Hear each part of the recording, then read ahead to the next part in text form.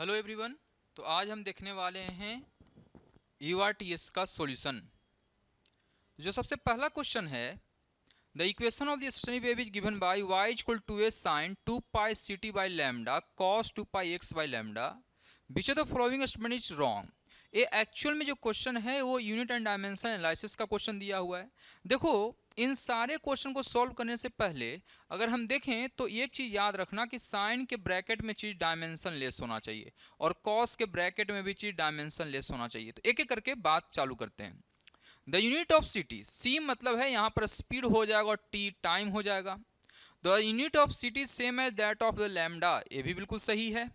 The unit of X is same as that of lambda, देखो X का भी होगा मीटर, लैम्डा का भी मीटर होगा, तब जाकर डायमेंशन लेस हो पाएगा, तो ये भी सही है। The unit of 2 pi C by lambda, तो 2 पाई सी बाई लैम्डा, सी है स्पीड मतलब मीटर पर सेकेंड हो जाएगा और इसका हो जाएगा मीटर, मतलब ये बन रहा है 1 बाई सेकेंड, है ना। और यहां पर अगर देखेंगे 2 pi X by lambda T, तो 2 pi X by lambda T अगर देखेंगे तो इसका भी मीटर इसका भी मीटर, तो ये बचेगा 1, ये तो डायमेंशनलेस होता है। अगेन इसका बचेगा यूनिट 1 अपॉन सेकेंड वाला, सही है सर। तो मैं देख रहा हूं कि थर्ड ऑप्शन भी सही है। फोर्थ ऑप्शन देखते हैं, the unit of C by lambda is same as that of X by lambda, तो सी बाई लैम्डा और एक्स बाई लैम्डा, देखिए एक्स होगा मीटर में, लैम्डा होगा मीटर में, तो ये दोनों मिलाकर डायमेंशन लेस हो जाएगा। कैसा हो जाएगा सर? डायमेंशन लेस हो जाएगा। और सी बाई लैम्डा डायमेंशन लेस नहीं रहेगा क्योंकि ऊपर में होगा मीटर पर सेकेंड और नीचे में होगा मीटर। तो मैं साफ साफ बोल सकता हूं कि फोर्थ ऑप्शन गलत है, लेकिन मेरे से पूछा भी गया था रॉन्ग आंसर, इसलिए जो इसका ऑप्शन करेक्ट है वो कौन सा करेक्ट ऑप्शन हो जाएगा? फोर्थ करेक्ट नंबर ऑप्शन हो जाएगा। Okay, next question. On a long horizontal moving belt, a child runs to and fro with a speed of 9 km per hour with respect to the belt। तो हम एक belt बना देते हैं जिसके ऊपर बच्चा चल रहा होगा। अभी बच्चा, ये मान लो बच्चा जो है यहाँ पर 9 किलोमीटर पर आवर के स्पीड से चलना चालू करता है। किसके रिस्पेक्ट में? बेल्ट के रिस्पेक्ट में। तो ये 9 किलोमीटर पर आवर चल रहा है, सही है sir. This is velocity of boy with respect to belt है, ठीक है sir. Next, between his father and mother located 50 meter apart on the moving belt, the belts move with a speed of 4 km per hour। the velocity of belt with respect to ground is 4 km per hour। okay, the speed of the child running the direction of the motion of the belt क्या होगा? तो sir अच्छा, इसको ना boy की जगह पर child कर देता हूं, ज्यादा बेटर रहेगा। तो मुझे पता है कि एक आदमी जो ग्राउंड पर खड़ा है वो चाइल्ड को देख रहा होगा। अगर चाइल्ड को देख रहा होगा तो मतलब velocity of child respect to क्या निकालना है? ग्राउंड निकालना। तो देखो कैसे करते हैं। तो रिलेटिव मोशन का क्वेश्चन है, velocity of child respect to belt is velocity of child respect to ground minus velocity of belt respect to ground, है ना। तो यहां पर velocity of child respect to belt plus velocity of belt respect to ground कर दूंगा, तो velocity of यहाँ पर चाइल्ड रिस्पेक्ट टू ग्राउंड मिल जाएगा। अब चूंकि वेलोसिटी एक वेक्टर क्वांटिटी तो सबको वेक्टरली ऐड भी करेंगे, ठीक है sir. Okay, so now velocity of child respect to belt दे रखा है 9 किलोमीटर पर आवर, मतलब डायरेक्शन आगे की ओर जा रहा होगा तो मैं 9 आई कैप लिख सकता हूँ। और यहाँ पर दे रखा है चाइल्ड जिस डायरेक्शन में जा रहा है उसी डायरेक्शन में बेल्ट भी जा रहा है, तो इसका मतलब बेल्ट का ग्राउंड के रिस्पेक्ट में हो जाएगा कितना? 4 आई कैप। इन दोनों को अगर मिला दोगे तो ये आ जाएगा 13 आई कैप के बराबर। तो हम लिख देंगे यहाँ पर सही ऑप्शन 30 किलोमीटर पर आवर हो जाएगा। Okay, next question. A man wishes to cross river in a boat. If the crosses the river in minimum time he takes 10 minutes। तो सबसे पहले रिवर मैन प्रॉब्लम में देखते हैं। मिनिमम टाइम में cross करने के लिए याद रखना बोट का सारा स्पीड इसी के लॉन्ग होना चाहिए। तो मान लेता हूं गैप है डी। ओके, तो इस वाले केस में मैं देखूंगा तो ये ड्रिफ्ट कर जाता है कितना? 120 मीटर। और ये ड्रिफ्ट जो होता है वेलोसिटी ऑफ रिवर की वजह से होता है, अगर आपने पढ़ा होगा तो वेलोसिटी ऑफ रिवर मैं निकाल सकता हूं यहां पर सही कि सर 120 मीटर ड्रिफ्ट है डिवाइडेड बाय टाइम कितना लगा है? 10 मिनट। तो मैं बोल सकता हूं कि 12 मीटर पर मिनट ये वेलोसिटी ऑफ रिवर हो गया। सेकेंड केस में दे रखा है, अच्छा ये क्रॉस कितने में किया, तो उसके लिए मैं बोल सकता हूँ this is completely velocity of boat है। तो मैं एक ये भी चीज निकाल सकता हूँ कि velocity of boat is equal to distance d divided by time दे रखा है 10 मिनट्स, ये भी मैं कर सकता हूँ। ये पहला इक्वेशन हो गया। नेक्स्ट क्या बोला है, नेक्स्ट बोला है कि अगर वो शॉर्टेस्ट रूट लेता है तो शॉर्टेस्ट रूट लेने के लिए क्या करना पड़ता है वो जैसा देखो, ये जो परपेंडिकुलर डायरेक्शन होता है वेलोसिटी का, इसके साथ कुछ एंगल बनाता है थीटा, एंड देन ये वेलोसिटी ऑफ बोट का दो कंपोनेंट होगा V cos theta and V sine theta. याद रखना V sine theta velocity of river को कैंसिल करेगा तब जाके शॉर्टेस्ट रूट से जाएगा। और यहां पर ये जो गैप है वो d के बराबर है, कितना है सर, d के बराबर है। तो मैं बोल सकता हूं यहां पर टाइम टेकन ये शॉर्टेस्ट रूट का कंडीशन होता है। So d upon V cos theta, इसका मतलब V cos theta is equal to हो जाएगा d बाई टी। अब हमारे पास वी की वैल्यू ऑलरेडी निकाल रखा हमने, कितना है d बाई 10। तो मैं लिख देता हूं d by 10 cos theta is equal to d by T की वैल्यू यहां पर दे रखा 12.5 मिनट, तो 12.5 लिख दिया हमने, d से d कैंसिल, कॉस थीटा की वैल्यू आ गया 10 अपॉन 12.5, और इसको अगर सॉल्व करो तो ये ना 4/5 के आसपास आ जाएगा। ठीक है सर, ये कितना आ जाएगा 4/5। कॉस थीटा अगर 4/5 आ रहा है तो साइन थीटा ऑब्वियसली 3/5 हो जाएगा। Okay, so next question, four in the system shown in the figure the acceleration of 1 kg mass is, क्या होगा। तो देखो सर ऐसे क्वेश्चन को सॉल्व करने का तरीका क्या होता है, अगर ए वाला पुली अगर x नीचे जाएगा, है ना, ए वाला पुली अगर x नीचे यहां पर जाएगा तो ध्यान से देखो इसको भी x इधर भी चाहिए, इधर भी रस्सी चाहिए। तो यहां पर x जाने के लिए, इधर भी x जाने के लिए इस वाले को 2x ऊपर चढ़ना पड़ेगा। सही है सर, तो ये यहाँ पर 2x ऊपर चढ़ेगा और ये अगर x नीचे जाएगा तब जाकर ये दोनों साथ साथ चल रहा होगा, एक कांस्टेंट मोशन की वजह से आता है। तो अगर इसको अगर v से जाएगा तो ये कितने से आएगा सर, 2v के साथ जाएगा। a अगर a के साथ जाएगा तो a कितने के साथ चला जाएगा, 2a के साथ चला जाएगा। सही है सर, एक कांस्टेंट मोशन से रिलेशन आता है। तो वापस से मैं इस डायग्राम को बनाता हूं, है ना। तो यहां पर देखो, यहां पर दे रखा था एक नीचे की ओर पुली है, ये यहां पर ऐसा जा रहा है, देन यहां पर एक पुली है और ये 1 kg वाला मास दे रखा है। सही है, यहां पर एक और मास लगा हुआ है 4 kg वाला। तो मैं देखता हूं कि अगर यहां पर टेंशन T होगा तो यहां भी टेंशन T, यहां भी टेंशन T, तो यहां पर टेंशन 2T हो जाएगा। नीचे की ओर जाएगा 4G, ए अगर A के साथ जाएगा तो ये ऊपर की ओर जाएगा 2A के साथ। तो हम लोग इक्वेशन बना लेते हैं, यहां पर 1G लग रहा होगा तो हम लिखेंगे 4G minus 2T is equal to 4 into a, और यहां पर लगाएंगे t minus 1g is equal to 1 into 2a। आप चाहो तो इस इक्वेशन में 2 से मल्टीप्लाई करके सॉल्व कर सकते हो, तो ये दोनों t कैंसिल हो जाएगा, बचेगा 4g minus 2g is equal to 4a plus 4a 8a के बराबर हो जाएगा। So 2g is equal to 8 into a, so a बच जाएगा g बाई 4 के बराबर।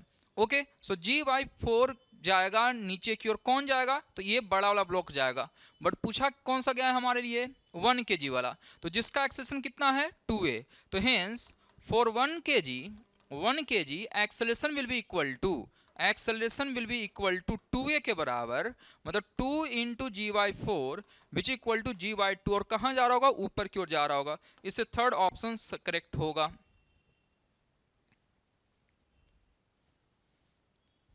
Next question, a mass of 10 kg, coefficient of a static friction 0.2, coefficient of kinetic friction 0.2, then the mass of the B to start motion। देखो motion तब start होगा जब हमारे पास static friction से ज्यादा का वैल्यू आ जाएगा रिक्वायरमेंट, है ना। तो हम क्या करेंगे, स्टैटिक फ्रिक्शन को पहले बैलेंस करेंगे, उससे अगर ज्यादा वैल्यू आएगा तो हम समझेंगे भाई वो स्लाइड करना चालू कर सकता है, एंड देन एक बार जब स्लाइडिंग करना चालू करेगा तो काइनेटिक फ्रिक्शन आएगा। तो कंफ्यूज मत करना, क्योंकि यहाँ पर स्टैटिक और काइनेटिक दोनों वैल्यू दे रखा है। जब भी ऐसे क्वेश्चन आते हैं तो स्टैटिक फ्रिक्शन को पहले बराबर करते हैं, देन सॉल्व करते हैं। तो मैं मान लेता हूँ इसका मास m है, नीचे क्यों लगेगा mg, यहाँ लगेगा t, इधर लगेगा t। स्टैटिक फ्रिक्शन जो मैक्सिमम हो सकता है वो म्यू एस इंटू एन हो जाएगा। n जब देखेंगे तो यहाँ लगेगा 10g, ऊपर की ओर लगेगा n, तो हम सॉल्व कर सकते हैं म्यू एस की वैल्यू 0.2 और n की वैल्यू 10g के बराबर, तो यहाँ 10g से मैं मल्टीप्लाई कर दूंगा, तो 0.2 मल्टीप्लाइड बाई 10g की वैल्यू 100 मतलब 20 न्यूटन हो गया। अब ये बैलेंस करेगा किसको? t। हम लोग हमेशा लिमिटिंग कंडीशन देखते हैं। So t is equal to mu S into N हो जाएगा पहला equation. Also just for sliding t और mg भी बराबर होना चाहिए, तो t is equal to M G S second equation हो गया। इस वाले को यहाँ पर पुट कर देंगे, तो M G is equal to mu S into N, जिसकी वैल्यू है 20 न्यूटन। सो m की जो वैल्यू आ जाएगा 20 divided by G which equal to 2 kg के बराबर। इससे सही ऑप्शन पहला वाला हो जाएगा। ठीक है, next question. If the ratio of the diameters, length and young modulus of steel and brass wire in the figure are PQR दे रखा है, तो D1 अपॉन D2 मैं लिख लेता हूँ, that is equal to P है। L1 अपॉन L2 लिख लेता हूँ, उसकी वैल्यू दे रखा है Q। एंड आपके पास Y1 अपॉन Y2 लिख लेता हूँ, उसकी वैल्यू दे रखा है R, है ना। अब यहाँ पर दे रखा है if the ratio of the diameter length and Young's modulus of steel, मतलब इसको हमें पहला मानना पड़ेगा, this is first, and brass इसको हमको सेकंड मानना पड़ेगा। ठीक है सर, वो सारा कुछ दे रखा है हमारे पास। Then corresponding ratio of increase in their length would be, देखो अगर आप लोग याद करो तो डेल्टा एल की वैल्यू होता है एफ बाई ए, है ना। सो यहाँ पर हम लिखेंगे F into L divided by Y के बराबर, ऐसा होगा। पूछो सर कहाँ से आया, तो आपने पढ़ा होगा Young's modulus is equal to force by area divided by delta L by L, और अगर इसको सॉल्व करो तो वैल्यू मिल जाएगा तुम्हें। ठीक है सर, अब हम देखते हैं corresponding increase in their length निकालना है, मतलब delta L1 upon delta L2 निकालना है। So delta L1 upon delta L2 is equal to, हम लिखेंगे फोर्स F1। यहाँ पर F1 की जो वैल्यू हो जाएगा वो इसके टेंशन के बारे में बात करेंगे, तो ये जो टेंशन होगा इन दोनों को बैलेंस कर रहा होगा, इसलिए यहाँ लिखेंगे 5 mg और F2 की वैल्यू लिख देंगे यहाँ पर 3 mg। सो अब यहाँ पर चालू करते हैं करना, F का मतलब 5 mg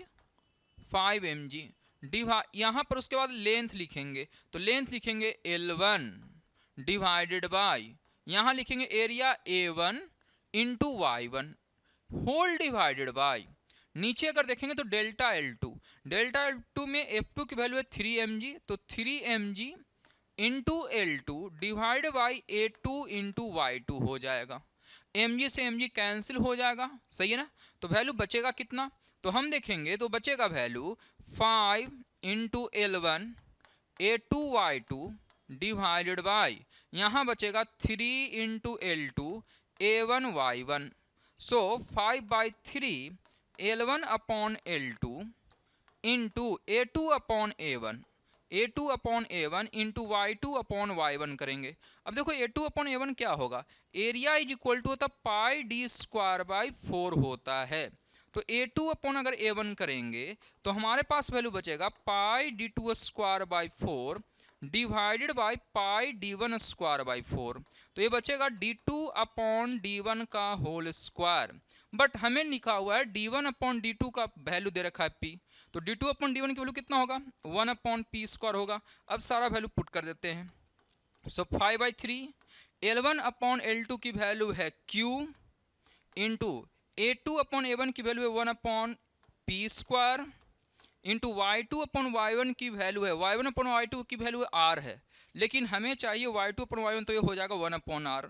और अगर इसको सही देखें हम तो 5Q upon 3P square R करेंगे तो सेकेंड ऑप्शन सही आ जाएगा। ठीक है,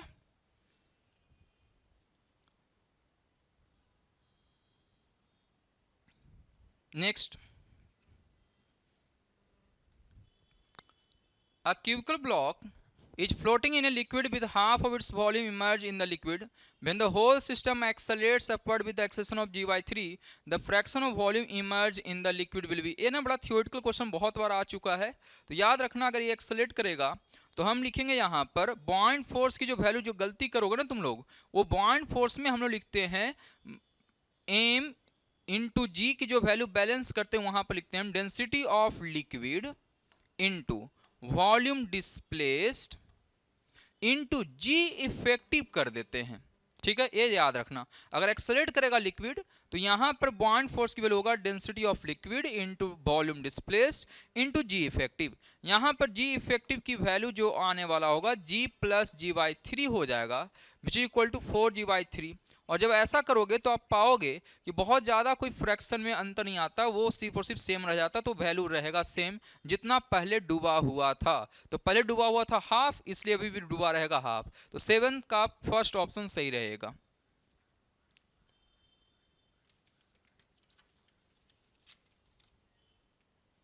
next,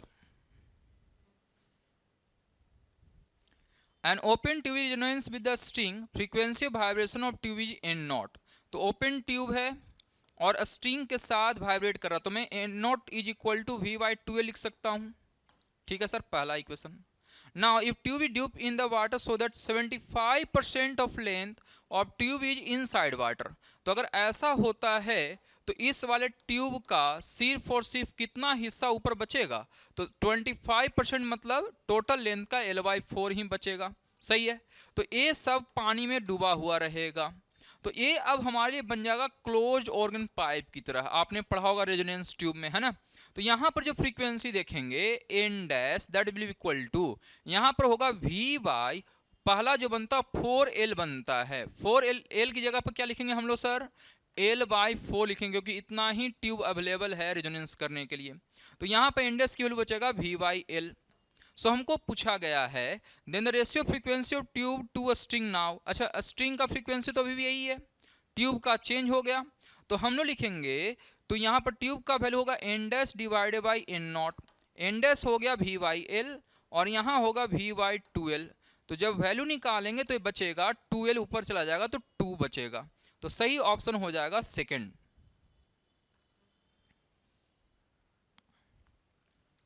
next, which of the following graph shows the variation of electric field due to hollow spherical conductor है। तो हॉलो स्फीयरिकल कंडक्टर में हमें पता है कि इनसाइड तो जीरो होता है ना, और बाहर में कुछ होता है हमारे पास फील्ड। तो यहाँ पर जीरो वाला देखो एक ही ऑप्शन है, तो ज़्यादा दिमाग लगाए हुए हम लोग पहला ऑप्शन को सही मार देंगे। ठीक है सर, तो 9th का फर्स्ट ऑप्शन हो जाएगा। नेक्स्ट, 10th वाले में स्मॉल स्फीयर करेंगे, charge q is hanging in between the two parallel plates by a string of length l, time period of pendulum is t naught. तो पहले t not की value जब लिखोगे तो लिखोगे आप 2π√L/g। अब जैसे ही इलेक्ट्रिक फील्ड ऑन कर दिया जाएगा तो इलेक्ट्रिक फील्ड पॉजिटिव से निगेटिव की ओर होगा। तो अब इसी बात है, ये फोर्स एक्सपीरियंस करेगा Q × E। इसकी वजह से एक तो फोर्स लग रहा था mg, एक और एक्स्ट्रा फोर्स हो जाएगा जिसकी वैल्यू हो जाएगा QE। तो नेट जो वैल्यू लगेगा वो लगेगा mg plus QE divided by m करेंगे, विच is nothing but g plus QE by m। और यही हमारे लिए काम करेगा g इफेक्टिव की तरह। तो इसलिए नया जो टाइम पीरियड लिखेंगे t dash that will be equal to 2π√L/g effective लिख देंगे, which is equal to 2π√L/g effective की वैल्यू जो आ रहा होगा वो g plus QE by m के बराबर आ रहा होगा। ठीक है सर, तो अब हमसे रेशियो पूछा है t मतलब फाइनल ये वाला और t नॉट के बीच का क्या होगा। तो मतलब इसको t नॉट से डिवाइड करेंगे, तो t नॉट से डिवाइड कर दो, तो t naught is equal to 2π√L/g हो जाएगा। L कैंसिल, 2π कैंसिल, तो बचेगा कौन सा, तो g plus QE by m बचेगा अंडर रूट में। तो देखो ये ऑप्शन थर्ड ऑप्शन सही लग रहा है। ठीक है, next, consider 4 circuit show in the figure below in which circuit power dissipated is greatest. देखो यहाँ पर बहुत सारे बैटरी के साथ लगे हुए हैं, बैटरी हर जगह सेम है। तो ऐसे केस में क्या करना कि आप लोग ना बैटरी जो पावर सप्लाई करेगा E²/R इक्विवेलेंट निकालोगे। जिसमें R इक्विवेलेंट कम होगा उसमें बैटरी जो होगा सबसे ज्यादा पावर दे रहा होगा। तो यहाँ का R इक्विवेलेंट देखेंगे तो ये आएगा R/2, है ना। यहाँ का R इक्विवेलेंट देखोगे तो ये आएगा 2R। यहाँ का R इक्विवेलेंट देखो, इन दोनों का हो जाएगा R/2 और उसके साथ सीरीज में R, तो यहाँ का R इक्विवेलेंट हो जाएगा 3R/2। और इस वाला में अगर देखेंगे तो ये हो जाएगा 2R और ये हो जाएगा R। 2R और R का देखोगे R इक्विवेलेंट तो ये हो जाएगा 2R/3, तो मैं देख रहा हूं सबसे कम रेजिस्टेंस कहां पर है, पहले वाले में। तो आर इक्विवेलेंट जिसमें सबसे कम उसमें पावर लॉस सबसे ज्यादा, तो हम यहां पर पहला ऑप्शन मारेंगे, ठीक है। Next, AB is a wire of uniform resistance. The galvanometer G shows no current when the length AC is equal to 20 centimetre. मतलब बैलेंस कंडीशन की बात कर रहा है ना। ये हमारा 20 सेंटीमीटर का लेंथ है और ये हमारा 80 सेंटीमीटर का लेंथ है। Then resistance R is equal to, तो देखो ये व्हीटस्टोन ब्रिज का होता है क्वेश्चन, तो R upon 80 is equal to 20 upon 80 लिख देंगे। तो मैं R इज इक्वल टू लिख सकता हूं कितना सर, 80 कैंसिल, तो 20 ओम बच जाएगा। तो सही ऑप्शन हो जाएगा third. Next, the potential difference across 8 ohm resistance is 48 volt as shown in the figure. The value of potential difference X and Y, यहां से लेकर यहां तक निकालना है। देखो ऐसा क्वेश्चन देखकर हम दिमाग खराब हो जाता है हमारा, बट सबसे पहला जब भी सर्किट एनालिसिस करो तो ये देखो आप कि सबसे छोटा कौन सा सर्किट है जिसके बारे में हम श्योर हैं कि वो सीरीज है या पैरेलल है। अगर वो तुम्हें आइडिया लग जाए तो समझो कि क्वेश्चन हो जाएगा। तो मैं साफ साफ देख रहा हूं कि ये तीनों पैरेलल में दिखाई दे रहे हैं और ये दोनों भी पैरेलल में दिखाई दे रहे हैं। तो एक काम करते हैं, अच्छे से सर्किट को बना लेते हैं। ये 3 ओम है, यहां पर 3 रेजिस्टेंस है, एक है 20 ओम, एक है हमारा 30 ओम और एक हमारा है 60 ओम। ये वैल्यू पहले में लग गया। और यहां पर 24 ओम है, यहां पर एक 24 ओम है, यहां पर 24 ओम है और इस वाले पॉइंट पर 8 ओम दे रखा है और इसके साथ लगा हुआ है यहां पर 1 ओम रेजिस्टेंस। अब देखो इसके क्रॉस 48 वोल्ट दे रखा है, याद रखना। अच्छा, अगर मैं सॉल्व करूंगा तो 60 30 20 अगर करोगे तो 1 upon R equivalent is equal to 1 upon 20 plus 1 upon 60 plus 1 upon 30 करोगे, एलसीएम हो जाएगा 60 और यहां लिखेंगे 3 प्लस 1 प्लस 2, मतलब ये चला जाएगा आर इक्वलेंट की वैल्यू 3 2 5 1 6, मतलब R equivalent is equal to हो जाएगा 10 ओम के बराबर। सेम भी इसका आर इक्वलेंट निकालेंगे तो इसका आर इक्वलेंट निकलेगा 1 अपॉन 24 प्लस 1 अपॉन 8, इसका करेंगे तो यहाँ 24, ये हो जाएगा 1 प्लस 3। तो हम यहाँ देख रहे हैं कि आर इक्वलेंट की वैल्यू हो रहा है 6 ओम। तो इसको फिर से सर्किट रीअरेंज कर दो, यहाँ पर बचेगा 3 ओम, यहाँ बचेगा 10 ओम, नीचे में बचेगा यहाँ पर जहाँ पर 48 वोल्ट दे रखा है ये बच जाएगा हमारे लिए 6 ओम और फिर नीचे में चला जाएगा 1 ओम के बराबर। यहाँ पर 48 वोल्ट दे रखा है, क्या इस 48 वोल्ट से हम करंट नहीं निकाल लेंगे?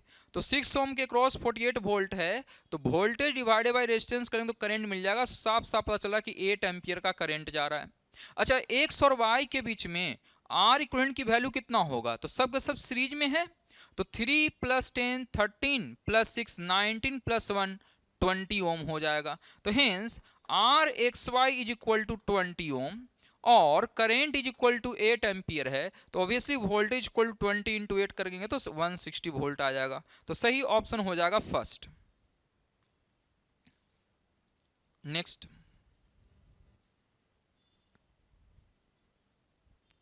a square loop of side A hangs from insulating hanger of a spring balance. The magnetic field of strength B occurs only at the lower edge of carriage इतना. Find the change in the reading of the spring balance. देखिए अभी फिलहाल क्या होगा, एक तो force mg लगेगा नीचे की ओर, ये चीज समझ में आ रहा होगा। अच्छा, करंट जो हो रहा है ना वो क्लॉकवाइज जा रहा है सर, तो करंट क्लॉकवाइज जा रहा है और लोअर एंड पर करंट अगर ऐसा जा रहा होगा तो हम लोग पढ़े हैं कि फोर्स इक्वल टू होता आई एल क्रॉस बी। तो आई एल क्रॉस बी करने से ये जो फोर्स लग रहा है वो भी नीचे की ओर लग रहा होगा, तो आई एल भी नीचे लग रहा होगा। तो अभी जो टेंशन टी होगा टी इज इक्वल टू होगा M G plus I L B हो जाएगा। अब वो रखा है कि अगर the magnetic field of strength B occurs only at the lower range, it carries a current I. Finally change the reading of the spring balance if the direction of current is reverse. अगर current को reverse करोगे अगर, तो अब देखो इस वाले part पर करंट इधर जाएगा और मैग्नेटिक फील्ड है यहाँ पर, तो पहले इधर जा रहा था अब इधर जाएगा। तो आई एल क्रॉस बी करोगे तो फोर्स ऊपर चला जाएगा मैग्नेटिक फोर्स, तो आई एल बी ऊपर, नीचे की ओर एम जी। तो यहाँ पर जो टेंशन टी डैश निकालेंगे, T dash is equal to होगा mg माइनस ILB होगा। कितना होगा सर? mg minus ILB। तो हेंस चेंज निकालोगे तो 5 माइनस इनिशियल कर दो, कुछ भी कर दो, कोई दिक्कत नहीं है। तो टी डैश माइनस टी करेंगे तो ऑब्वियसली पता चला mg कैंसिल हो जाएगा, तो इसका जो मैग्नीट्यूड आ जाएगा वो 2ILB के बराबर आ जाएगा। ठीक है सर, तो हम देख रहे हैं इसका सही ऑप्शन है सेकेंड वाला ऑप्शन। ठीक है, एल की जगह पर ए लिखा हुआ है। Okay, next, electron moves with a constant speed v along a circle of radius r, its magnetic moment will be। देखो, अगर कभी कोई चार्ज पार्टिकल सर्कल पर मूव करे तो याद रखना मैग्नेटिक मोमेंट का फॉर्मूला होता है I इंटू एरिया, मतलब I इंटू क्या लिखेंगे सर? Pi R square. लेकिन चार्ज के मूवमेंट की वजह से अगर करंट निकालना हो तो करंट होता है चार्ज मल्टीप्लाइड बाई फ्रीक्वेंसी।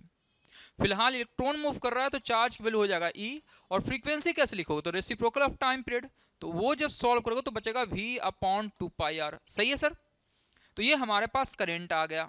तो मैग्नेटिक मोमेंट अब हम लिख देते हैं, तो hence m is equal to I into a, I की वैल्यू E इंटू v/2πr, और यहाँ पर एरिया होगा पाई आर स्क्वायर। तो पाई से पाई कैंसिल, आर से एक आर कैंसिल, तो बचेगा हाफ इंटू EVR, और सही ऑप्शन हो जाएगा second. Next, in Young's double slit experiment the eighth maximum with the balloon λ1।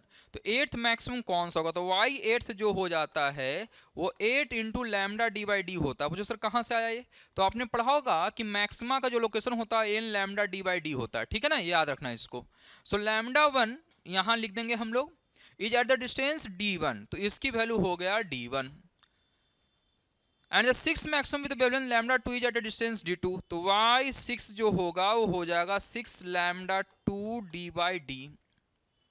Then d1 upon d2 की वैल्यू क्या होगा? तो एकदम इजी क्वेश्चन है, तो हेंस d1 अपॉन d2 इसकी वैल्यू दे रखा है d2, तो d1 upon d2 is equal to n lambda, n की जगह पर है पहला वाला 8 lambda D by D divided by 6 lambda 1 होगा यहाँ पर λ2 डी बाई डी। जब कैंसिल करेंगे तो बचेगा 8 λ1 upon 6 λ2, which is nothing but 4/3 λ1 upon λ2 हो जाएगा। तो हम यहाँ पर देख रहे हैं कि सेकेंड ऑप्शन हमारा सही आ रहा है।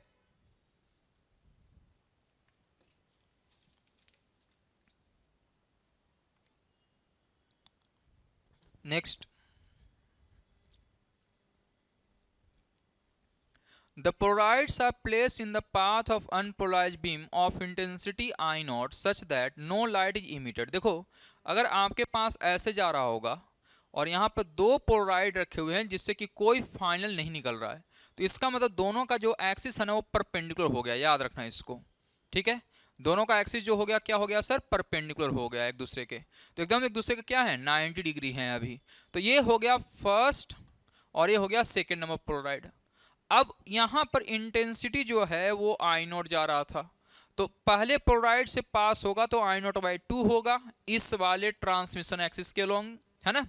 अब नेक्स्ट क्या पूछा गया है कि अगर एक और if a third Polaroid whose polarization axis makes an angle theta with the polarization axis of first polaroid, तो क्या होगा वो जैसा देखते हैं।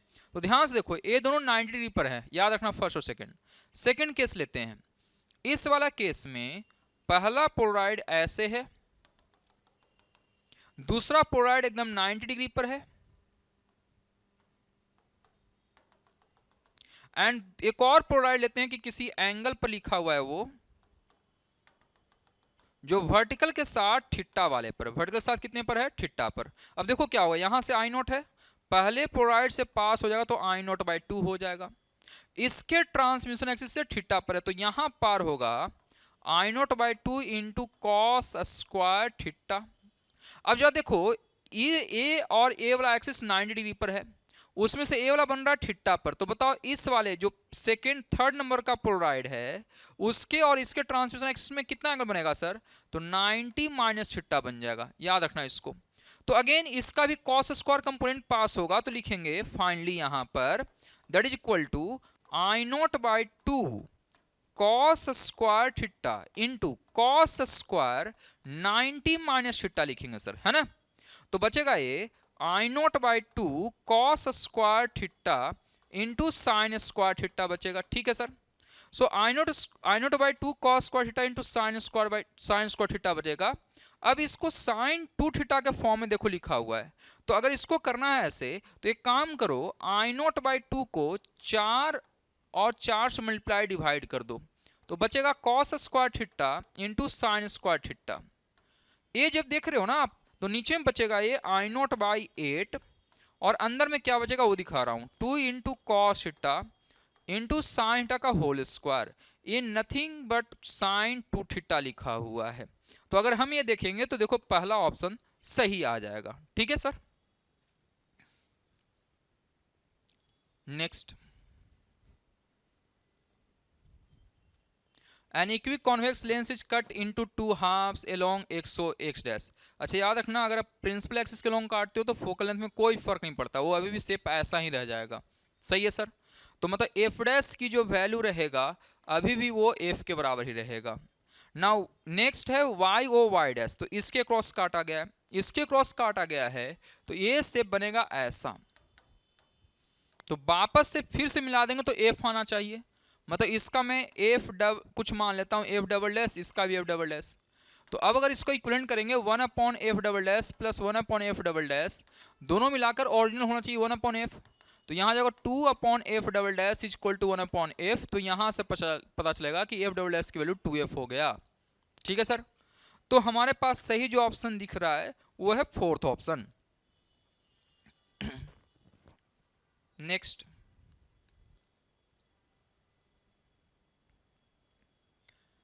so in the figure there is a convergent lens placed inside a cell filled with a liquid. The lens has a focal length of 20 cm. इस वाले की वैल्यू दे रखा है, ए वाला जो कॉन्वेक्स लेंस है, एंड उसका फॉर्मूला भी कुछ लिखा हुआ। तो हम पहले तो इसका रेडियस ऑफ कर्वेचर फाइंड कर लेते हैं। So 1 by F is equal to 1.5 minus 1 into 2 by R. So F की वैल्यू है 20 सेंटीमीटर, तो 1 upon plus 20 is equal to 0.5 into 2 by R कर देंगे, तो आर की वैल्यू यहाँ पर आ रहा है प्लस 20। अब जब देखो इसको कट करोगे ना तो देखो यहाँ पर 3 लेंस निकलेंगे, 3 लेंस निकलेंगे। एक प्लेनो कॉनकेव लेंस जहाँ पर लिक्विड भरा होगा, प्लस एक ए वाला लेंस, प्लस एक यहाँ पर लेंस कुछ होगा ऐसा प्लेनो कॉन्वेक्स लेंस। ए वाला लेंस और ए वाला लेंस के फोकल लेंथ सेम होगा क्योंकि रेडियस ऑफ कर्वेचर दोनों का सेम है, मटेरियल सेम है। तो एक काम करते हैं, इसका ना एक फोकल लेंथ निकाल लेते हैं। So 1 by F is equal to हम लिखेंगे 1.6 माइनस 1 इंटू पहला 1 अपॉन R1, 1 अपॉन R1 हो जाएगा इन्फिनिटी क्योंकि ये स्ट्रेट है, माइनस यहाँ पर हो जाएगा 1 अपॉन R2 मतलब ये हो जाएगा प्लस 20। तो हम लिखेंगे 1 upon F is equal to 0.6 और माइनस 120, मतलब बचेगा 0.6 माइनस डिवाइडेड बाई 20 के बराबर बचेगा। अब यहाँ पर सॉल्व करो, 1 upon F equivalent is equal to 1 by F1 plus 1 by F2 plus 1 by F3 कर देंगे, है ना।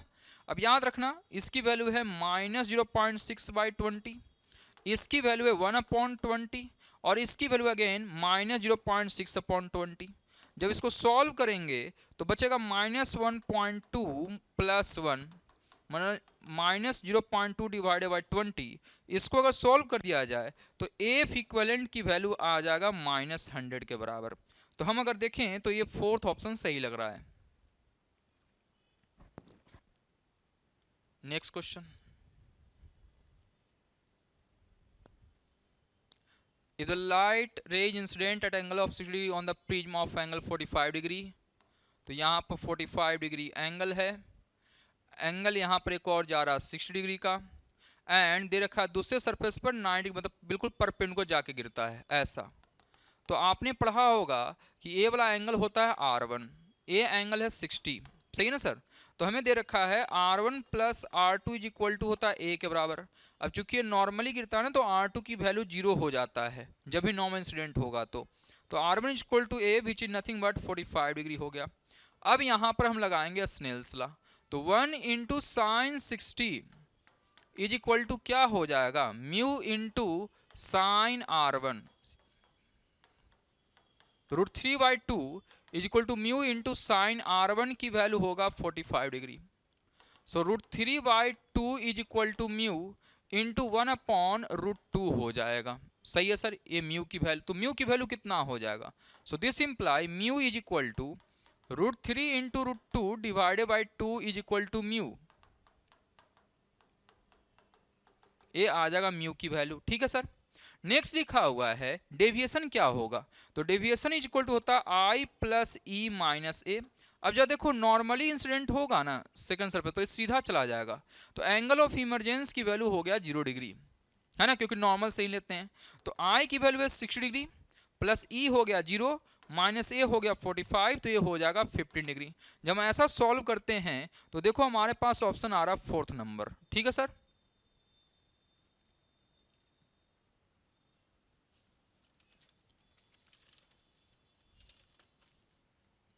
Next, when PN junction is not connected to external voltage and electric field exists from N to P side। देखो इसको अगर समझना है तो ऐसा समझना पड़ेगा कि यहाँ पर P होता है, यहाँ पर N होता है। ड्यू टू कंसंट्रेशन डिफरेंस यहाँ का जो होल होता है वो इधर चला जाता है, मतलब यहाँ पर प्लस हल्का सा आता है पार्शियल, और इलेक्ट्रॉन N का P साइड आएगा तो वो हो जाएगा यहाँ पर निगेटिव निगेटिव निगेटिव हो जाएगा। सही है सर। तो ऑब्वियसली पता चल रहा है कि between the depletion layer electric field होता है एन से पी साइड की तरफ। तो N electric field exist from N to P side. सही है।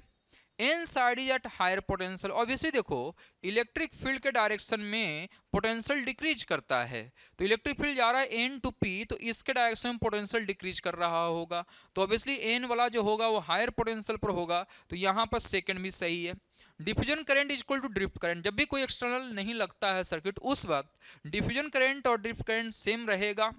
नेक्स्ट है net current flows from P to N। अगर एक्सटर्नल सर्किट नहीं लगता है और बहुत देर के बाद थर्मल इक्विलिब्रियम अगर पहुंच चुका है तो उस केस में कोई भी नेट करंट नहीं रहता, लेकिन ये बोल रहा है कि नेट करंट है, तो ये तो गलत ऑप्शन है। तो 1 2 3 सही है, इसलिए सेकेंड ऑप्शन हम लोग सही मारेंगे। ठीक है। Next, Which logic gate is represented by the following combination of logic gates? Sir ये नॉट गेट है तो ए का ए बार हो जाएगा, बुलियन अलजेब्रा हो सके तो आप याद कर लेना, बहुत अच्छा रहेगा। बी का यहाँ पर बी बार हो जाएगा। ए हमारे पास नॉर गेट दे रखा है, तो मतलब इन दोनों को तो पहले ऐड करेगा, ए बार प्लस बी बार करेगा, एंड देन फिर उल्टा करेगा तो मतलब होल बार हो जाएगा। अगर बुलियन अलजेब्रा का रूल याद होगा तो ये प्लस साइन है तो वहाँ पर मल्टीप्लाई में हो जाता, तो ए बार है ही और उसके ऊपर एक और बार इंटू बी बार, तो यहाँ पर बचेगा ए इंटू बी, मतलब ए बी सप्लाई से फाइनल प्रोडक्ट निकल रहा है ए इंटू बी। एक किसका प्रॉपर्टी है? तो एंड गेट का, इससे थर्ड ऑप्शन हो जाएगा। Next, when an electron in hydrogen atom is excited from its 4th to 5th stationary orbit, the change in angular momentum of electron is equal to क्या होगा? तो sir angular momentum का formula होता है NH/2 हमने पढ़ रखा है बोर्स एटॉमिक मॉडल से, तो हम लोग को निकालना है चेंज। तो delta L is equal to 5th NH/2 H/2 माइनस 4H/2 लिख देंगे, तो बचेगा H/2 H की वैल्यू है 6.6 into ten power minus 34 divided by 2 into pi की वैल्यू 3.14। जब ये सॉल्व करेंगे तो साफ साफ 3 इंटू 2 6 के आसपास आ रहा है ना, तो ऐसे में बहुत ज़्यादा दिमाग मत लगाना कैलकुलेशन करने का, ये साफ साफ पता चला कि ये 6.6 है और ये 6.28 के आसपास आएगा, मतलब 1 से हल्का सा ज़्यादा आएगा। तो ऐसा ऑप्शन कोई दिख रहा है तो वह थर्ड ऑप्शन दिख रहा है, तो डायरेक्टली हम लोग थर्ड ऑप्शन मारेंगे, इसको सोल्व नहीं करेंगे अब। ठीक है sir. Next 24, when radiation of wavelength lambda incident on a metallic surface that stopping potential is 4.8 volt, तो हम लिखेंगे 4.8, अगर इसमें E मल्टीप्लाई करें तो काइनेटिक एनर्जी मुझे मिल जाएगा, है ना, तो AC/λ माइनस 5 लिख देते हैं, पहला इक्वेशन। इसी को अगर डबल कर दिया गया वेवलेंथ तो स्टॉपिंग पोटेंशियल हो जाता है 1.6, तो हम लिखेंगे 1.6 electron volt is equal to AC/2λ minus 5 लिख देंगे, ए इक्वेशन 2 हो जाएगा। आपको इसी को किसी तरीके से सॉल्व करना है, तो एक काम करते हैं हम 2 से ना मल्टीप्लाई करते हैं या माइनस कर दो, कुछ भी कर दो, कोई दिक्कत नहीं है। तो हम अगर यहाँ पर लिख दें तो माइनस कर दूं अगर मैं, तो यहाँ बचेगा 3.2 इलेक्ट्रॉन वोल्ट, है ना, और यहाँ बचेगा AC/2λ माइनस करने पर, और ये माइनस माइनस प्लस होगा, खत्म हो जाएगा। तो हम यहाँ से देख रहे हैं कि AC/2 लैम्डा की वैल्यू कितना है 3.2। इसको किसी में पुट कर दो यहाँ पर, तो हम देखेंगे यहाँ से hence from second equation phi को लेफ्ट हैंड साइड में ले आओ, तो फाई इज इक्वल टू हो गया AC/2 lambda minus 1.6। AC/2 lambda की वैल्यू कितना है 3.2 माइनस 1.6, तो बचेगा 1.6। ये फाई की वैल्यू हो गया। ठीक है सर। अब देखो AC/2 लैम्डा की वैल्यू 3.2 है। ठीक है सर। सो अब अगर हम लोग यहां पर देखें तो AC/2 लैम्डा की वैल्यू 3.2 है, तो AC 3.2 को कितने से डिवाइड करो कि 1.6 आएगा, तो 2 से और डिवाइड कर देंगे, है ना। तो हम लोग लिखेंगे कि AC/4 lambda is equal to 1.6 हो जाएगा। तो मुझे यहाँ से साफ साफ पता चल रहा है कि यहाँ पर जो वेवलेंथ जो हो जाएगा वो कितना हो जाएगा सर, 4 लैम्डा के बराबर हो जाएगा, है ना। Okay.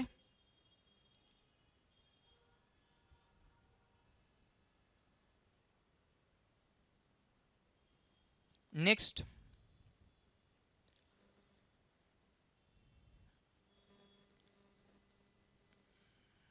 the main scale of vernier caliper is divided into half millimeter and its least count is to be 0.005 centimeter. The number of vernier division is, देखो लीस्ट काउंट का फॉर्मूला होता है 1 MSD माइनस 1 VSD। ठीक है sir, ये हम लोग याद रखेंगे। नेक्स्ट 1 VSD कैसे निकालेंगे, तो हम लोग लिखते हैं कि मान लो n नंबर ऑफ VSD है, तो हो सकता है एक कम, इस वाले क्वेश्चन में n-1 MSD ले लेना है। ठीक है सर, तब जाकर नंबर ऑफ डिवीजन निकल पाएगा। ठीक है सर। सो लिस्ट काउंट की वैल्यू दे रखा है 0.005 centimetre, which is nothing but 0.05 millimetre हो जाएगा, और यहाँ पर मेन स्केल का जो वैल्यू दे रखा है वो 0.5 मिलीमीटर में आ जाएगा, मिलीमीटर दे रखा होगा। तो यहाँ पर हम अगर देखेंगे तो लिस्ट काउंट की वैल्यू 0.05, 1 MSD 0.5 मिलीमीटर है, माइनस यहाँ पर लिख देंगे 1 VSD। सो 1 VSD की जो वैल्यू हो जाएगा वो हो जाएगा 0.5 minus 0.05 which equal to 0.45 millimetre हो जाएगा। सही है सर। अब अगर इस यहाँ पर वैल्यू पुट कर दें n VSD equal to n-1 MSD वाले में, ठीक है सर, तो हमें n की वैल्यू निकालना है किसी तरीके से। क्या निकालना है सर, n की वैल्यू निकालना है। तो n इंटू VSD की वैल्यू होगा 0.45 millimetre, that is equal to n-1, और यहाँ हो जाएगा 0.5 मिलीमीटर। तो हम अगर देखेंगे तो ये 9 से कट जाएगा और ये 10 से कट जाएगा, तो 9n is equal to n-1 10 हो जाएगा। सही है ना सर। अब इसको सॉल्व कर दोगे अगर, तो 9n is equal to 10n minus 10, तो 10 is equal to 10n minus 9n हो जाएगा, तो n की वैल्यू हो जाएगा 10 के बराबर। ठीक है सर, तो ये सही ऑप्शन फर्स्ट हो जाएगा। Okay. Next, one end of a spring of force constant K is fixed to a vertical wall and the other to a block of mass M resting on a smooth horizontal surface. There is another wall at a distance of x0. The block, the spring then compressed by 2x0 and released. देखो जरा ध्यान से इसमें क्या question है। ये हमारा mean position हो जाएगा, उससे 2x0 कर दिया तो ये हमारा लेफ्ट एक्सट्रीम हो जाएगा। क्या हो जाएगा बच्चा, लेफ्ट एक्सट्रीम हो जाएगा। सही है ना। उस अगर इसका मतलब एम्पलीट्यूड जो है हमारे लिए वो 2x0 के बराबर हो गया है।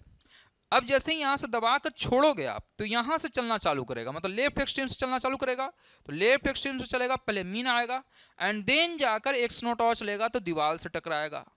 वैसे तो अगर इसको यहां पर 2x0 पीछे की ओर आया है मीन से, तो जितना एम्पलीट्यूड पीछे उतना ही आगे की ओर जाने की कोशिश करेगा, तो ये भी 2x0 आगे भी जाने की कोशिश करेगा, तो ये राइट एक्सट्रीम हो जाता और ये हमारा लेफ्ट एक्सट्रीम हो जाता। मगर जैसे ही 2x0 मतलब यहाँ कंप्रेस पोजीशन चलना चालू करेगा ऐसे, तो वैसे ही बीच में कहीं पर हमारे लिए आ जाएगा दीवाल। ठीक है सर, तो ये यहाँ पर आ गया दीवाल, तो दीवाल आ गया, तो ये दीवाल मात्र x0 है। सही है सर। तो देखो इसको सॉल्व करने का तरीका क्या है वो जैसा देखते हैं।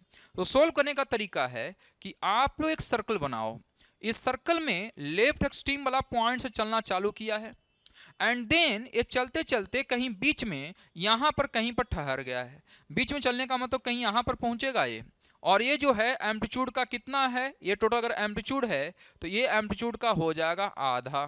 तो आधा चलने के लिए एंगल कवर करेगा वो 30 डिग्री कवर करेगा। 30 इज नथिंग बट π/6। तो यहाँ से चलते चलते जब ये यहाँ पर पहुँच जाएगा तो ये यहाँ पर जो x0 है उस वाले पोजिशन में पहुँच चुका होगा।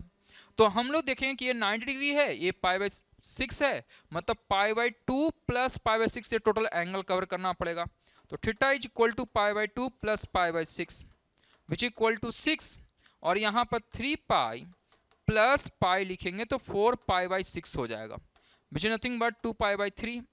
सो टाइम पीरियड बोल रहा हूँ, time taken is equal to theta by क्या लिखेंगे ओमेगा, तो 2 π/3, और ओमेगा का वैल्यू होता है √k/m, तो k नीचे रहेगा और m ऊपर चला जाएगा।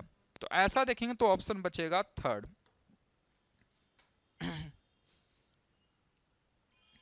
Next,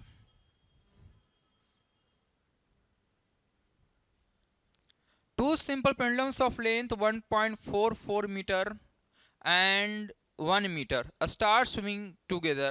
After how many vibration will they again start swimming together? देखो ऐसा क्वेश्चन कभी भी आया ना तो पहले वाले का लिखो टाइम पीरियड 2 पाई √L मतलब 1.44 और नीचे लिखोगे जी, एंड T2 की वैल्यू हो जाएगा 2 पाई √1 मीटर डिवाइडेड बाई जी हो जाएगा। तो मैं देख रहा हूं कि T1 जो है ना इसका जो अंडर करोगे तो ये आ जाएगा 1.2, तो 1.2 ऑफ 2 पाई √1 डिवाइडेड बाई जी हो जाएगा। मतलब जो T1 है वो T2 का 1.2 टाइम्स है। तो अगर ऐसे क्वेश्चन कभी भी आए तो आप लोग क्या करना, T1 और T2 का एलसीएम ले लेना। तो मैं देख रहा हूं T2 एंड 1.2 T2 का एलसीएम कितना हो जाएगा, तो मैं बोल सकता हूं इसको क्लियरली कि सर ये 6 T2 के बराबर हो जाएगा, है कि नहीं। तो 6 T2 हो जाएगा, मतलब T2 का कितना टाइम्स है 6 टाइम्स है, और इस वाले का कितना टाइम्स है 5 टाइम्स है। मतलब T2 जो है वो 6 ऑसिलेशन कंप्लीट कर लेगा। T2 मतलब कौन सा, जो छोटा लेंथ वाला है। और T1 जो है कितना ऑसिलेशन कंप्लीट करेगा 5 ऑसिलेशन कंप्लीट करेगा। तो T2 मतलब छोटे लेंथ वाला 6 ऑसिलेशन। तो यहाँ ऑप्शन देखोगे अगर तो सेकेंड ऑप्शन सही आ रहा है, ठीक है। ऐसे क्वेश्चन में हमेशा एलसीएम ले लिया करना आप। Next, A thermodynamic system is taken through the cycle ABCD shown in the figure. Heat rejected by the gas is, देखो ये साइक्लिक प्रोसेस है, तो साइक्लिक प्रोसेस में डेल्टा यू की वैल्यू कितना हो जाएगा 0। तो जो भी हम लोग फर्स्ट लॉ ऑफ थर्मोडायनामिक्स से लिखेंगे तो delta Q is equal delta U plus delta W हो जाएगा। इसकी वैल्यू 0 है तो डेल्टा क्यू की वैल्यू हो जाएगा डेल्टा डब्ल्यू के बराबर। और पीवी डायग्राम अगर दे रखा हो तो एरिया अंडर पीवी डायग्राम हमें देता है work done. Anti clockwise position में याद रखना वर्क डन जो होगा साइक्लिक पोजिशन में निगेटिव होगा। तो निगेटिव डेल्टा क्यू की वैल्यू माइनस ऑफ, हम देखेंगे एरिया कितना होगा तो V और 3V की वैल्यू हो जाएगा 2V, और यहाँ पर P और 2P के बीच का गैप हो जाएगा P, तो -2PV हो जाएगा। निगेटिव साइन सोर्स की हीट जो है वो रिजेक्टेड है सिस्टम से, तो यहाँ पर हमें हीट रिजेक्टेड ही पूछा है, तो कौन सा ऑप्शन हो जाएगा सर, पहला हो जाएगा, ठीक है sir. Next question, A system goes from A to B 1 and 2 if delta U1। देखो हमने पढ़ा है इंटरनल एनर्जी पाथ फंक्शन नहीं है, वो स्टेट फंक्शन है, इनिशियल फाइनल पोजीशन पर डिपेंड करेगा।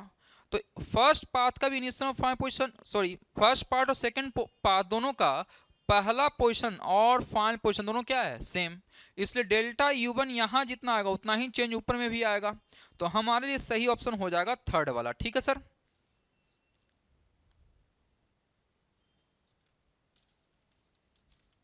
Next, A metal rod of length 2 meter has cross section area 2A and इतना the maintained temperature इतना कितना होगा, the temperature middle point C is। इस पॉइंट का टेम्परेचर निकालना है, तो मैं इसको ना थीटा डिग्री सेंटीग्रेड मान लेता हूँ।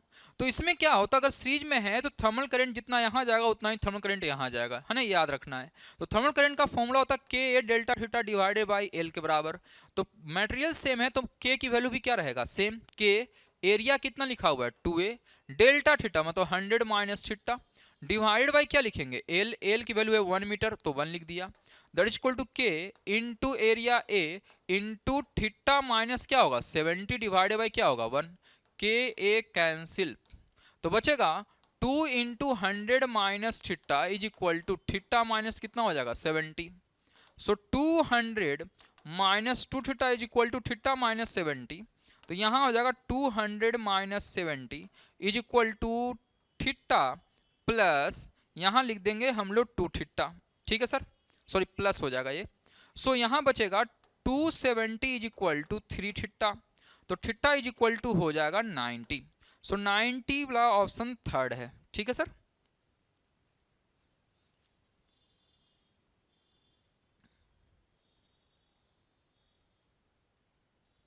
Next, a sphere at temperature 600 Kelvin is placed in environment of temperature इतना, its cooling rate is इतना, its temperature reduced to 400 Kelvin, then cooling rate in same environment will be। देखो हमने पढ़ा है कि रेट ऑफ जो radiation से rate का लॉस होता है वो होता है सिग्मा 8 T⁴ वाला होता है ना। अब जो लॉस लिखेंगे टोटल तो यहाँ पर माइनस T0/4 भी लिखते हैं, सही ना सर। तो देखो अभी लिखा हुआ है सिग्मा ए टी का पावर 4 मतलब 600⁴ माइनस 200⁴ होगा, ठीक है सर। दूसरे वाले में कितना होगा, ये पहला कंडीशन है, dQ1/dt लिख देंगे। दूसरा वाले में dQ2/dt लिखेंगे, ठीक है ना सर। तो यहां पर लिख देंगे सिग्मा ए 400 डिवाइड ⁴ माइनस 200⁴। अब देखो बच्चा यहां पर हमने रेट ऑफ हीट लॉस निकाला है, अगर यही कूलिंग निकालना होता है तो हम लोग क्या करते हैं, इसको ms से डिवाइड कर देते हैं। तो ऊपर में भी ms से डिवाइड करेंगे, नीचे में भी ms से डिवाइड करेंगे तो कोई फर्क पड़ने वाला नहीं है। तो जो रेशियो हीट का लॉस का होगा वही रेशियो कूलिंग रेट भी हो जाएगा। तो हम दोनों का रेशियो ले लेते हैं अगर, तो पहले वाले का हीट लॉस डिवाइडेड बाय दूसरे वाले का हीट लॉस अगर लिखेंगे तो बचेगा हमारे लिए sigma A 600⁴ minus 200⁴ divide by sigma A हम यहाँ पर लिखेंगे 600⁴ नहीं सॉरी 400⁴ माइनस 200⁴ है ना। तो पहले वाले केस में हीट का जो रेट ऑफ कूलिंग है वो h के बराबर है, तो h/h' है ना, जो रेशियो इसका होगा वही कूलिंग रेट का भी हो जाएगा, तो ये कैंसिल हो जाएगा। तो यहाँ बचेगा 600⁴ माइनस 200⁴ डिवाइडेड बाई 400⁴ माइनस 200⁴। जहाँ देखो 200⁴ ना हर जगह कॉमन निकल जाएगा, तो आप ना कट जाएगा सब कुछ, याद रखना है इसको।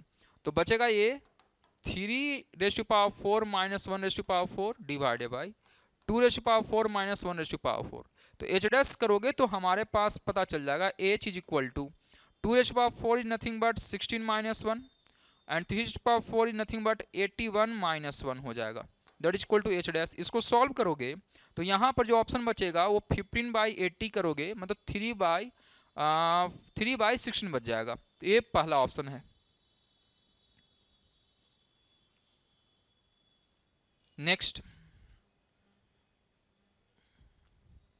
हम लोगों ने ग्राफ बहुत बार दे रखा होगा कि सर एक काइनेटिक एनर्जी होता है, ये टोटल एनर्जी होता है ना, ये थ्योरेटिकल क्वेश्चन है, और ये पोटेंशियल एनर्जी होता है, हमने ग्रेविटेशन चैप्टर में पढ़ रखा है।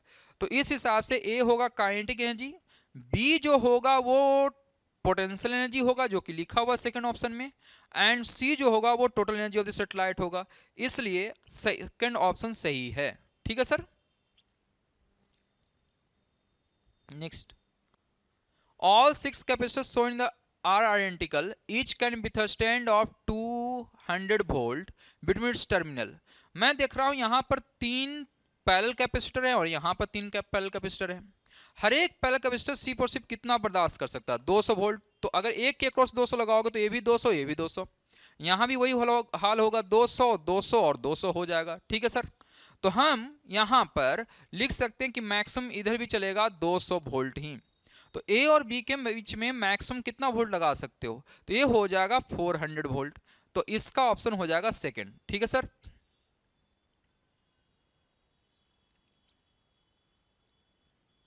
Next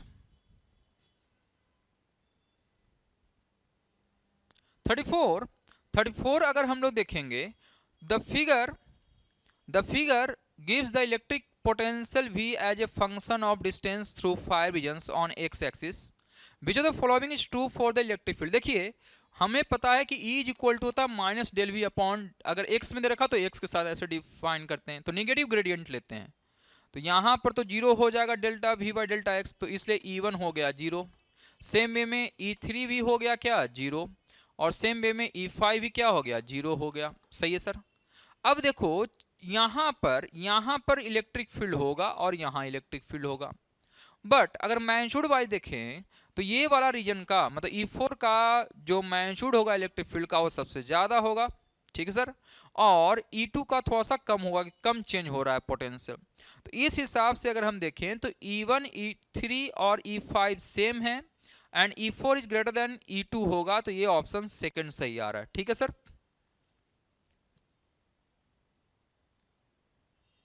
next, in the following circuit EMF is 2 volt and internal resistance, मतलब इस बैटरी का 2 वोल्ट दे रखा है और इंटरनल रेजिस्टेंस 1 ओम दे रखा है। आर की वैल्यू 1 ओम दे रखा है, then reading of voltmeter is. तो देखो यहाँ पर अगर आप साफ साफ सोल्व करें हम, तो ये हो गया 2 वोल्ट, इसका इंटरनल रेजिस्टेंस 1 ओम और फिर यहाँ पर है 1 ओम।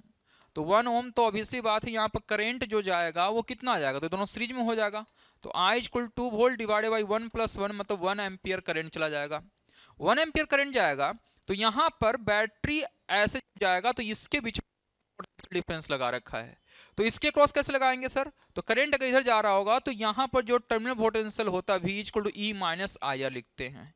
तो एसर्शन जो है वो भी सही लिखा हुआ है, ठीक है ना, क्योंकि जब इसको सॉल्व करेंगे तो आ जाएगा 2 माइनस 1 इंटू इसका इंटरनल रेजिस्टेंस 1 है, मतलब 1 वोल्ट के बराबर आएगा, तो जो कि सही लिखा हुआ है।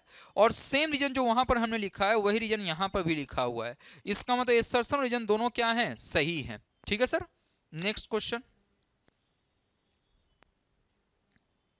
The voltage of an AC source very with time according to equation a जो दे रखा है। इस वाले टाइप के क्वेश्चन में बच्चे बहुत गलती करते हैं। देखो ऐसा क्वेश्चन कभी भी आए तो V is equal to V naught sine omega T plus five या cos omega T plus five ऐसा होना चाहिए, ठीक है ना, ऐसा कुछ होगा तो उसके इस वाले V नॉट को बोलते हैं कि ये मैक्सिमम वैल्यू है।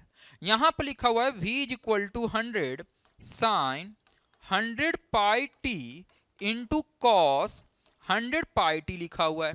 एक काम करो, इसको यहाँ पर साइन और कॉस दोनों एक साथ आया हुआ है, तो इसको ना 2 से मल्टीप्लाई और 2 से डिवाइड कर दो आप, तो v इज इक्वल टू हो जाएगा यहाँ पर 2 से डिवाइड करेंगे तो 100 बाई 2 मतलब 50 हो जाएगा, और ये बचेगा 2 into sine 100 pi T into cos 100 pi T बन जाएगा।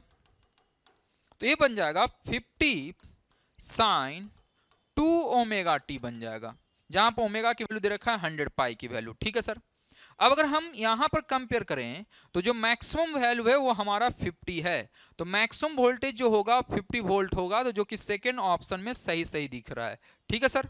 और फ्रीक्वेंसी जब देखोगे तो कंपेयर करना 2 ओमेगा टी का मतलब 2 ओमेगा का मतलब हो जाएगा 2 इंटू 100 पाई टी।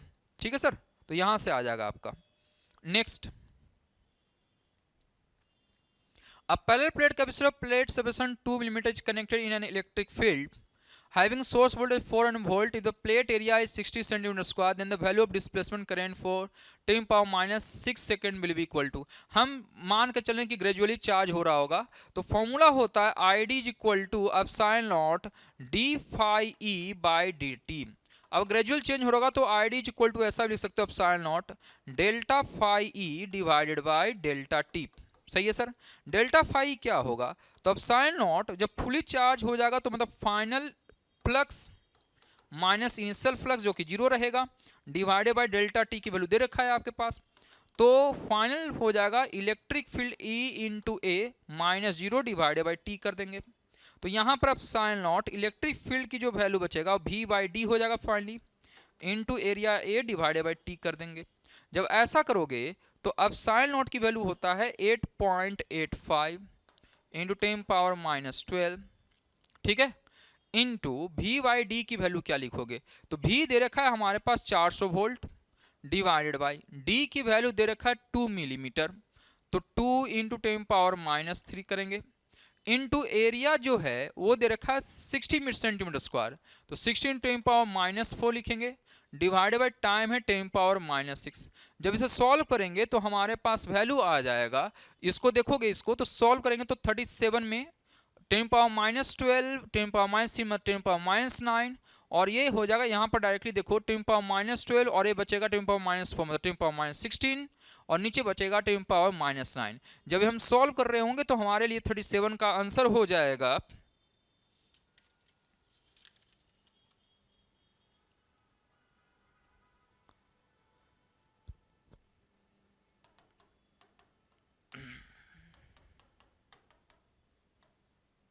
ये बचेगा 4/200 तो बचेगा यहाँ पर 12,000 into 10⁻4 divide 10⁻9।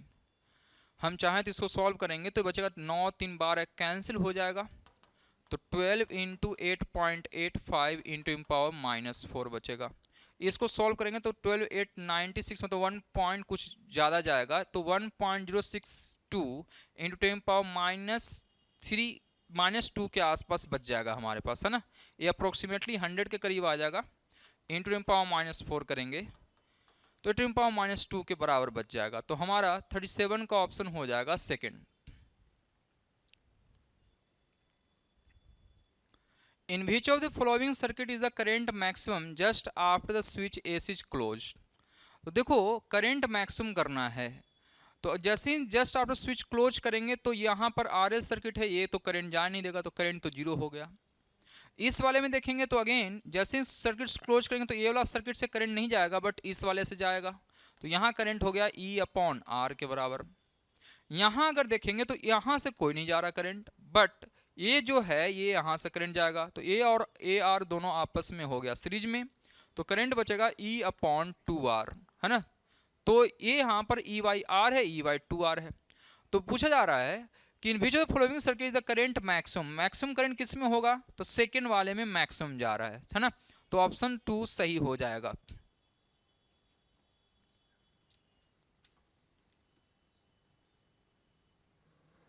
Next, a triangular wire frame इतना दे रखा है, dV/dt दे रखा है, तो मैग्नेटिक फील्ड भी दे रखा है और रेजिस्टेंस भी दे रखा है कि यहाँ पर 2 ओम है 2 ओम है और यहाँ पर 1 ओम है। सही है सर। तो यहाँ पर हम लोग को EMF इज इक्वल टू होता है d∅E/dt और इसको ऐसे लिख सकते हैं d/dt माइनस d∅/dt। तो यहाँ लिखेंगे B इंटू A के बराबर। अब हमें अगर मैग्नीट्यूड लेना है तो आप मॉड लेता हूँ मैं तो यहाँ बचेगा एरिया A इंटू dV/dt इसके बराबर मैग्नीट्यूड मिलेगा। एरिया है √3 और dV/dt की वैल्यू है √3 तो दोनों मिलाकर कितना हो जाएगा सर 3 वोल्ट हो जाएगा। सही है सर। अब 3 वोल्ट हो जाएगा तो टोटल जो यहाँ पर रेजिस्टेंस है करंट का वो बचेगा I is equal to EMF divided by 5 ohm resistance है तो बचेगा 3 divided by 5 that is equal to 0.6 ampere हो जाएगा। तो पूछा जा रहा है कि A और B के बीच में कितना होगा तो sir VAB is equal to nothing but I into R। तो I हो जाएगा 0.6 मल्टीप्लाइड बाई R हो जाएगा 1 ओम तो 0.6 वोल्ट के बराबर बचेगा। तो सेकंड ऑप्शन सही है। Okay sir. Next, 2 masses M1 M2 इतना दे रखा है और आपसे पूछा जा रहा है distance covered by the centre of मास, है ना। तो देखिए ऐसे क्वेश्चन सॉल्व कर रखा है आपने। A इज इक्वल टू होगा M2 minus M1 divided by M2 plus M1 into G के बराबर। सो हम लिख देंगे 2 minus 1 divided by 2 plus 1 into G which nothing but G/3 हो जाएगा। मतलब A जा रहा होगा नीचे की ओर G/3 से और A जा रहा होगा ऊपर की ओर G/3 से। अब A सेंटर ऑफ मास अगर हम निकालेंगे तो हम लिखेंगे 2 इंटू G/3 नीचे की ओर माइनस 1 इंटू G/3 ऊपर की ओर इसलिए माइनस साइन लगा दिया हमने डिवाइडेड बाई 2 प्लस 1। तो ये करेंगे तो आ जाएगा G/3 divided by 3 which is nothing but G/9 के बराबर। तो hence A is equal to होगा U centre of mass into T plus half A centre of mass into T²। U की वैल्यू 0 है तो हाफ इंटू G/9 और यहाँ लिखेंगे T²। तो कितने सेकेंड में निकालना है तो 2 सेकेंड में निकालना है तो हम लिख देंगे 2 का स्क्वायर। तो बचेगा G का value 10 into 4 divided by 2 into 9 तो बचेगा ये 20/9 के बराबर। ठीक है सर। सो 20/9 देख रहे हैं तो पहला ऑप्शन सही है। Next, a cord used to lower the vertical a block of mass m by distance d with a constant downward distance of g by 4। तो यहाँ पर एक कॉर्ड लगा देंगे, नीचे की ओर होगा mg, यहाँ होगा t। तो हम लिख देंगे यहाँ पर mg minus T is equal to M A, जो कि g by 4 दे रखा है, सो g by 4। तो यहाँ सॉल्व करेंगे तो mg minus M G by 4 is equal to T, तो बचेगा 3mg/4 is equal to T के बराबर। सही है सर। अब ये फोर्स ऊपर है, जा रहा है नीचे की ओर, सो वर्क डन कितना होगा?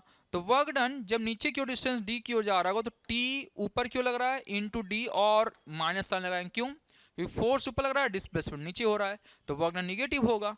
तो माइनस 3mg/4 इंटू हम लिख देंगे डी, तो बचेगा माइनस 3mgd डिवाइडेड बाई 4 के बराबर। तो ये ऑप्शन थर्ड सही है। ठीक है sir.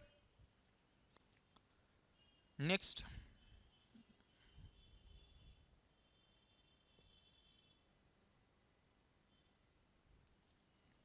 from a circular disc of radius r1 another disc of diameter r is removed, the center of mass or remaining portion from o निकालना। सर ये ध्यान दीजिए, क्वेश्चन बहुत गलती करते हैं हम।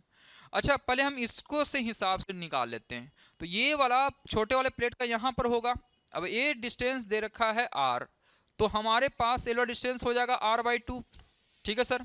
अगर ये डिस्टेंस r/2 हो जाएगा तो मुझे पता है कि छोटे वाले का मास हो जाएगा सिग्मा इंटू छोटा वाला एरिया A1 लिख लेता हूं मैं, तो हो जाएगा सिग्मा इंटू पाई r/2 का होल स्क्वायर, तो that is equal to sigma into pi r square by 4 हो जाएगा, और इसकी वैल्यू टोटल हो जाता है m डिवाइडेड बाई 4, तो बड़े वाले को हो जाएगा 3m/4, है ना। अब इस वाले ओरिजिनल में तो o डैश से मैं निकालता हूं ओरिजिनल कहां पर होगा, तो इसके लिए m1x1 plus m2x2 is equal to 0 लिख देते हैं। तो m1 है m/4, m/4। अब देखो ये ना, अगर ये ओरिजिनल होता 0,0 होता तो बताओ कितना पीछे गया होता, तो -r/2 प्लस m2 की वैल्यू हो जाता 3m/4 into x2 is equal to 0। तो अगर यहां से हम सॉल्व करें तो 3m/4 into x2 is equal to -m/4 into r/2 होगा। सही है सर। अब अगर हम सॉल्व करें तो m/4 कैंसिल, तो x2 इक्वल टू हो गया -r/6। x2 equal to -r/6 हमारे लिए आंसर होगा। लेकिन जब ये आंसर जैसे ही आप लिखोगे यहाँ पर दिख भी रहा होगा और आप लोग सही सही मान लोगे, क्योंकि यहाँ प्लस हो जाएगा, तो यहाँ पर आपके पास सही सही आप r/6 मार भी दोगे। लेकिन गड़बड़ है एक चीज, क्योंकि हमारे लिए ओडेस से सारा कुछ हमने ओडेस के रिस्पेक्ट में निकाला है, पूछा किसके रिस्पेक्ट में है, ओ के रिस्पेक्ट में। अच्छा, प्लस आने का मतलब राइट हैंड साइड में शिफ्ट कर गया होगा, तो यहां पर कहीं पर होगा इसका सेंटर ऑफ मास, जिसका डिस्टेंस होगा r/6 पर। कितने पर होगा सर, r/6 पर।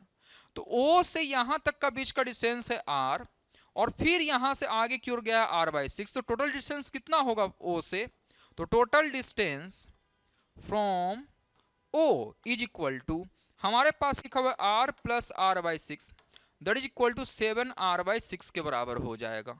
तो 7r/6 का ऑप्शन थर्ड वाला हो जाएगा। ठीक है sir. Next, a weightless thread can support tension up to 30 newton. A stone of mass 0.5 kg tied is revolved in a circular path of radius 2 meter in vertical plane.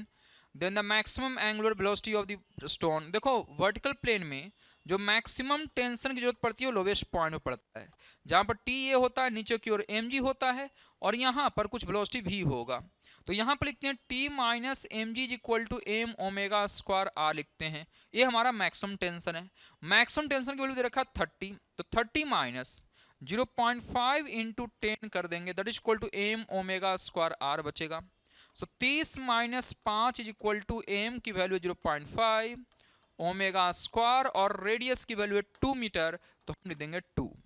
ये 25 is equal to 0.5 into omega square into 2 और 0.5 मिलाकर 1 हो जाएगा। Hence omega square is equal to 25, omega is equal to हो जाएगा 5 के बराबर। तो ये पहला ऑप्शन सही है। Okay, next, in a YDS setup the fringe pattern is seen on a screen placed at a distance d, The slit are separated by a distance d and are illuminated by light of wavelength lambda. The distance from the center point to the nearest point where the intensity falls to half the maximum.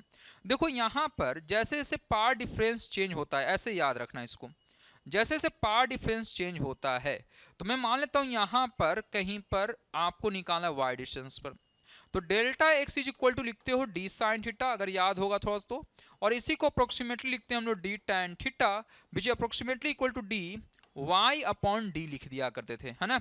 ये delta x है। अब delta x से हम लोग phase difference निकाल सकते हैं delta phi, which is nothing but के डेल्टा एक्स के बराबर, मतलब 2 pi by lambda into D Y by D लिख देते हैं हम लोग, है ना। ये पहला ऑप्शन है। अब पूछा जा रहा है कि इंटेंसिटी जो है वो हाफ ऑफ द मैक्सिमम, तो अगर आपने पढ़ा होगा कि हर एक का इंटेंसिटी अगर आई नॉट है तो आई मैक्सिमम हो जाता है 4 आई नॉट, अगर पढ़ा होगा तो। So I is equal to 4 I naught cos square delta phi by 2 के बराबर हो जाता है, अगर आपने पढ़ा होगा तो। नाउ आई की वैल्यू मैक्सिमम का आधा मतलब 2 आई नॉट हो जाए, into 4 I naught is equal to cos square del phi by 2 लिख देंगे। तो यहां सॉल्व करेंगे तो half is equal to cos square del phi by 2 हो जाएगा, मतलब कॉस डेल फाई की वैल्यू जो हो जाएगा वो हो जाएगा 1 बाई रूट 2 के बराबर। मतलब इसका मतलब ये जो वैल्यू हो जाएगा डेल्टा फाई बाई 2 वो 90 डिग्री के बराबर आएगा। 90 का मतलब पाई बाई 2 के बराबर आ जाएगा। सो डेल्टा फाई बाई 2 की वैल्यू 45 हो जाएगा। तो डेल फाई की जो वैल्यू हो जाएगा वो 90 डिग्री मतलब that is equal to pi by 2 के बराबर हो जाएगा। नाउ डेल फाई की वैल्यू आपको मालूम है यहाँ से, तो जब हमें यहाँ पर वैल्यू पुट कर देंगे कितना सर पाई बाई 2, तो पाई से पाई कैंसिल, तो यहाँ पर लैम्डा तुम्हें निकालना क्या है, y की वैल्यू निकालना है ना। y की वैल्यू निकालोगे आप तो ये पूरा का पूरा उठकर आएगा यहाँ पर, तो लिखोगे लैम्डा डी ऊपर आ जाएगा डिवाइडेड बाई, वहां से आएगा 2 नीचे था और एक और 2d आ जाएगा, मतलब आ जाएगा lambda d divided by 4। In a compound microscope, the focal length of the two lenses are 1.5 cm and 6.25 cm. तो हम एक कंपाउंड माइक्रोस्कोप बनाते हैं, एक ऐसा होगा और एक होगा यहाँ पर दे रखा है इसका जो है 1.5 सेंटीमीटर है और इसका जो दे रखा है 6.25 सेंटीमीटर दे रखा है। यहाँ पर ऑब्जेक्ट दे रखा है कितने डिस्टेंस पर, ये डिस्टेंस दे रखा है 2 सेंटीमीटर पर दे रखा है।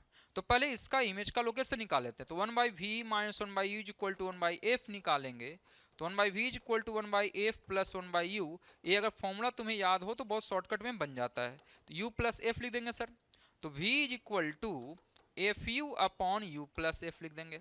तो पहले वाला ऑब्जेक्टिव के लिए V objective is equal to F की वैल्यू है 1.5, यू की वैल्यू है -2 डिवाइडेड बाई यू की वैल्यू है -2 प्लस एफ की वैल्यू है 1.5। तो ये सॉल्व करें तो -3 डिवाइडेड बचेगा 0.5 माइनस करके, तो ये बचेगा 6 सेंटीमीटर। कितना बचेगा सर, प्लस में 6 सेंटीमीटर, ठीक है सर। तो यहां पर कहीं पर ये VO आ गया। नेक्स्ट दे रखा है दूसरे के लिए अगर आई यहां पर है तो 25 सेंटीमीटर बन रहा है, तो फॉर आई पीस VE की वैल्यू 25 मतलब माइनस लेंगे क्योंकि पीछे की ओर बनता है ना कंपाउंड माइक्रोस्कोप, अगर याद हो तो 25 सेंटीमीटर।